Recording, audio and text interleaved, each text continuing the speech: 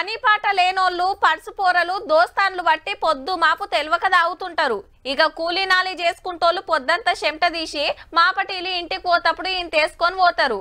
ఆఫీస్లో నౌకరులు చేస్తోళ్ళు పోతప్పుడు ఓ బాటలు పట్టుకపోతారు. ఏ ఇంట ఆమెతో రపరప ఎందుకు అనుకునేటోళ్ళు బార్లనే సపరించి పోతారు.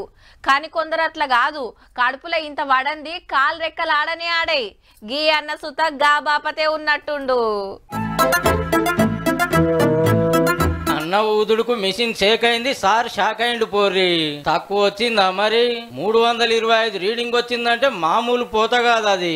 పట్టపగటిలు బిర్రుగా దాగి వాటర్ ట్యాంకర్ తోలుకుంటూ వస్తుండట అన్న. అగరు అంతెట్లో వస్తుంది ఏందని ట్రాఫిక్ వాళ్ళు ఆపి పైప్ పెడితే రీడింగ్ చూస్తేనే రిమ్ వచ్చినంత పని అయింది పోలీసులకు. ఆగో తోవేంటో పోతున్నావు అక్కడికి రాగానే ముక్కు మూసుకొని పోతుందంటే చూడు ఇక ఎంతగానో వేసి ఉంటాడో.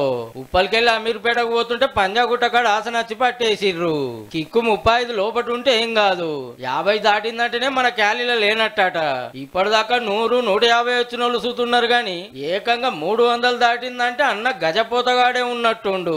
అది డ్యూటీలు ఉండంగా ఎమ్మటే కేసు రాసి బండి సీజ్ చేసిర్రు. పబ్లిక్ దూప తీరుస్తానికి నీళ్లు పట్టుకపోతానా, మరి నా దూప సంగతి ఏందనుకుండో ఏమో. నడుమిట్లాగి 90 కోటర్ కాకుండా ట్యాంక్ ఫుల్ చేసుకున్నట్టుండు. ఈ తాగుడు మునిగిపోను, ఏం తాగుడు తాగుతుర్రా నాయనా.